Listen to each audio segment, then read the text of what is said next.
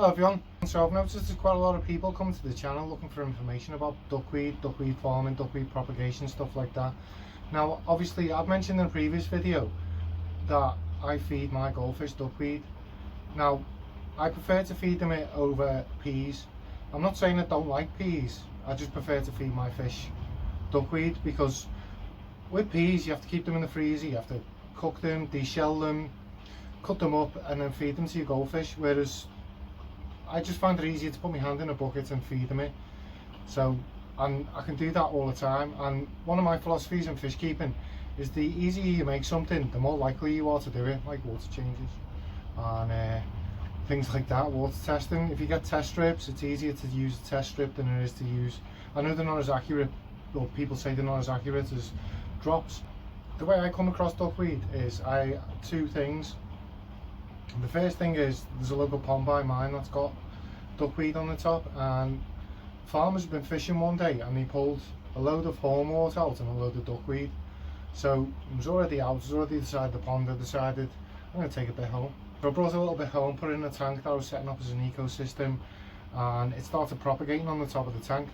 So the second way I got duckweed is it came in on aquatic plants and started propagating. So that's how to get hold of duckweed. You can also order it on eBay, Amazon, stuff like that. You find anywhere that sells plants tends to sell duckweed, but warns you against keeping it. And the reason why they warn you against keeping it is I wouldn't recommend keeping duckweed. I'd recommend keeping something like salvinia or another floating plant.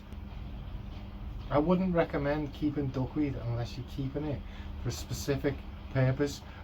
Like feeding goldfish, I've heard people add it to the compost, they feed it to chickens. I'm going to leave some stuff at the end of the video to show you how hard it was to say that. So I've discussed a couple of ways of how to get hold of duckweed, and I've also discussed a couple of reasons why you might want to keep it. So let's have a look at a couple of ways of how I cultivate duckweed. See what I do, I've got this little bucket and I just keep it next to the little pond and just cultivate some in here. So I just fill it up with water, put a handful in, and it just propagates on its own. That's one way I've done it. Another thing I do is put it at the top of the tanks, as you can see. But it grows like mad. I used to have the goldfish in here, and this is just the remnants of the stuff I used to put in with the goldfish. And you only need like one little piece. It doesn't even have to be wet, it just has to be damp. See this, it's got bits of duckweed on it, and if that's damp and still alive and it gets in another tank, that's it. Before you know it, it's gone, it's off growing. So that's a couple of ways of cultivating it. Now, because of duckweed and how it is and how fast it grows and stuff like that, once you get it in the tank, it's virtually impossible to get it out of that tank again.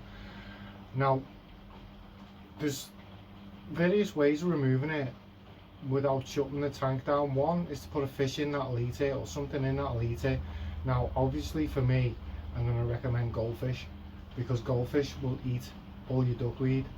Now if that's not an option for you, or something that doesn't appeal to you, like, the only other way of getting rid of it realistically is by giving your tank what's called a full blackout, where you turn all the lights off, and you may have to cover your tank up with black bags or towels or bedding, something that'll cover the whole tank and black it out so the duckweed can't get any light, because you either have to remove the water source or the light to kill it, and the easiest one in an aquarium is the light, unless you're going to completely drain your tank, which, you know, isn't really an option for most people, especially if it's a planted tank or you've got nowhere else to put your fish. So that's a couple of ways of getting rid of the dreaded duckweed if you don't want it in your tank.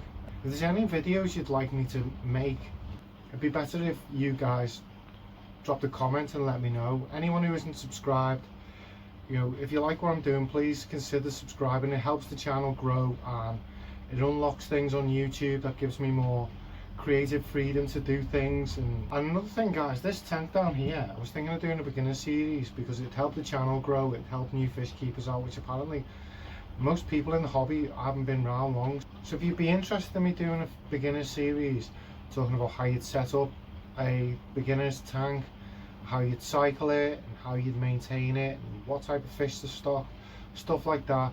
If that's something you'd be interested, mention it in the comment section below and I'll look into it. If you think to yourself that's not what we're looking for from this channel, I'd be interested in you keeping these type of fish, then that's always an option for me. Yeah, and another thing I was thinking of doing is discussing the fish-in cycle and the fishless cycle. Anyway, here's some outtakes. I wouldn't recommend keeping duckweed unless you're keeping it for I wouldn't recommend keeping duckweed unless you're keeping it for a specific person. Just, if you're keeping it for a specific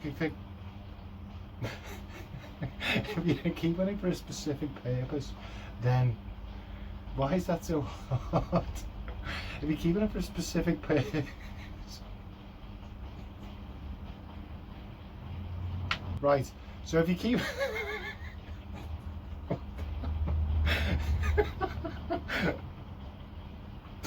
right, so if you